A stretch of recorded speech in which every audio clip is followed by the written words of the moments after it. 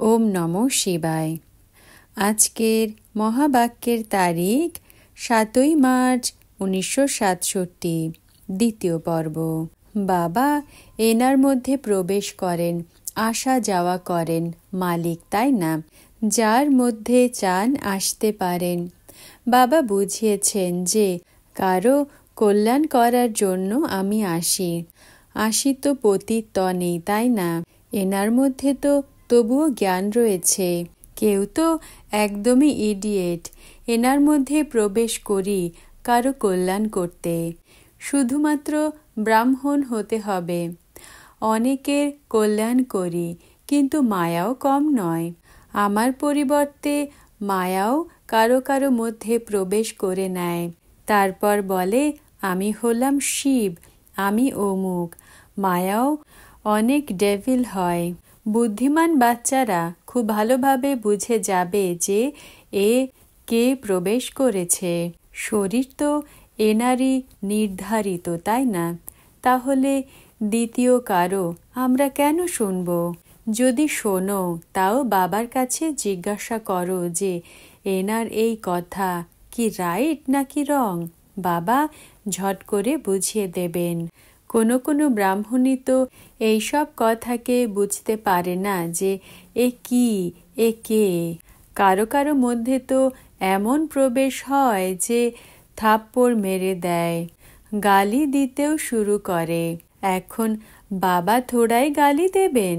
এইসব কথাও কোনো কোনো বাচ্চা বুঝতে পারে না। ফার্স্ট ক্লাস বাচ্চারাও কখনো কখনো ভুলে যায়। এসব কথা জানতে চাওয়া উচিত, কারণ অনেকের মধ্যে মায়া প্রবেশ করে নেয়। তারপর ধ্যানে গিয়ে কি বলতে থাকে। এসব ব্যাপারেও অনেক সামলে থাকা উচিত। বাবাকে সম্পূর্ণ খবর দেওয়া উচিত। অমুকের মধ্যে মা আসে, অমুকের মধ্যে বাবা আসে। এইসব কথাকে ছাড়ো। শিব বাবার একটাই আদেশ যে মামেকম স্মরণ করো। বাবাকে আর সৃষ্টি চক্রকে স্মরণে রাখো। রচনা আর রচয়িতাকে যারা স্মরণে রাখবে তাদের চেহারা সদা হর্ষিত থাকবে। অনেক রয়েছে যাদের স্মরণই হয় না। অনেক ভারী কর্মবন্ধন রয়েছে। বিবেক বলে যে যখন অসীম জগতের পিতা প্রাপ্ত হয়েছে, তিনি বলেন যে আমাকে স্মরণ করো। তো আমরা কেন স্মরণ করি না? কিছু হলেই বাবার কাছে জানতে চাও, বাবা বোঝাবেন। কর্মভোগ তো এখনো রয়েছে তাই না। কর্মাতীত অবস্থা হয়ে যাবে তো তখন তোমরা সদা হর্ষিত থাকবে। তত সময় পর্যন্ত কিছু না কিছু হতেই থাকবে। এও জানো যে কারো পৌষ মাস, কারো সর্বনাশ। বিনাশ তো হয়, তোমরা ফরিস্তা হয়ে যাও। বাকি তো অল্প দিনই এই দুনিয়াতে রয়েছ। এরপর তোমরা বাচ্চাদের এই স্থূল বতন আর আকর্ষণ করবে না। সূক্ষ্ম বতন আর মূল বতনই আকর্ষণ করবে। সূক্ষ্ম বতন বাসীকে বলা হয় ফরিস্তা। তা অনেক অল্প সময়ের জন্য হও, যখন তোমরা কর্মাতীত অবস্থা প্রাপ্ত করো। সূক্ষ্ম বতনে হাড় মাংসের শরীর হয় না। হাড় মাংসই নেই তো বাকি কি থাকে? শুধুমাত্র সূক্ষ্ম শরীরই হয়। ওম। আচ্ছা। রাত্রি ক্লাস 21শে ফেব্রুয়ারি 1967। বাবা বসে বোঝান, এও হলো পড়াশোনা, যাতে তোমরা 21 জন্মের জন্য দেবতা হও। নিশ্চয় রয়েছে তো পড়ার ওপরে কত অ্যাটেনশন দেওয়া উচিত। বিদেশে যারা থাকে তাদেরও এই জ্ঞান ধন প্রাপ্ত হতে থাকে। লৌকিক বাবারও ভালো বাচ্চাদের দেখে হৃদয় খুশিতে ভরে যায়, গলায় জড়িয়ে ধরে। এখানে অর্থাৎ অলৌকিক পিতার কাছে জড়িয়ে ধরলে তো কত হাঙ্গামা হয়ে যায়। বাবা বুঝিয়েছেন আমার যজ্ঞতে বাদর বিঘ্ন দেয়, এ কিছুই নয়। স্বর্গে তো এমন কেউ আসতে পারবে না। এত প্রশ্ন করে যে তা জিজ্ঞাসা করো না। বলে দেওয়া উচিত যে আমাদের সময় নেই। ডেভিল বুদ্ধি, তাই না? গালি দিতে থাকে। ভগবানুবাজ, এ হলো বিকারী দুনিয়া। বিকারকে বিষ, পয়জন বলা হয়, যার দ্বারা আদি মধ্য অন্ত মানুষ দুঃখ পায়। সব ডার্টি ব্রুডস বিকারে যায়, তাই না? বাবা বাচ্চাদের সাথেই কথা বলেন। বাদর বুদ্ধিকে এখানে বসান না। বাবা বলেছেন নতুনদের সাথে বাইরের কেউ যেন একদম না মেশে, কারণ আজকালকার মানুষ অনেক নোংরা। যে কোনো সময়ই পাথর মারতে দেরি করবে না। কথা বানাতে মানুষ অনেক হুঁশিয়ার হয়।